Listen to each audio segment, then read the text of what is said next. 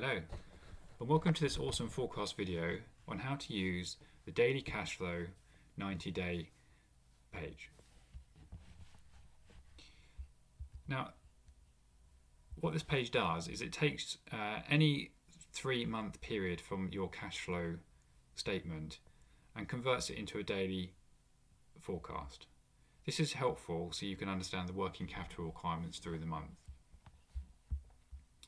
To begin, click the working capital page and select the month and the year from the drop-down menus that you wish to start as your first month of your 3-month daily cash forecast.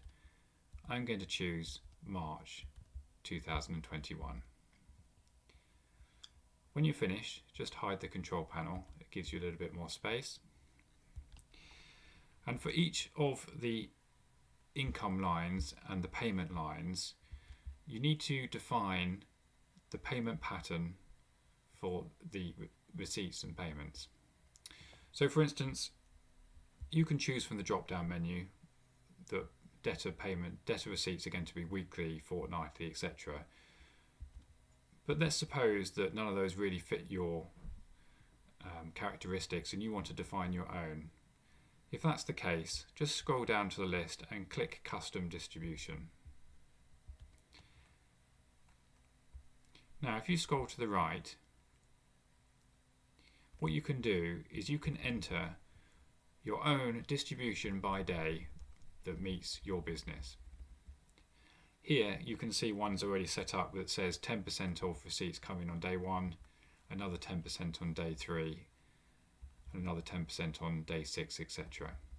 I'm going to change that to say that we don't get any payments on days 1 and 3, but instead on day 7 we get 20%. And what will happen now is that the daily forecast will automatically calculate your receipts based on the information that you've entered. So here we can now see some quite large receipts on days 6 and 7. Incidentally, if you go to the control panel, there's some validation messages here which just check that your custom distribution does in fact add up to 100% for each of the months that you've entered. If they don't, you'll get an error message here and you'll need to correct that. So just go through each of the lines, entering your payment characteristics, and then this page will automatically calculate your daily cash flow. And at the bottom you have your normal brought forward net cash flow position and carry forward balance. And there's even a helpful graph automatically generated which will show you what your cash flow requirements are through the month, which, as I say, is really helpful to make sure that you have the right amount of money in the right place at the right time, so you're always covered for the expected payments. Thank you for watching.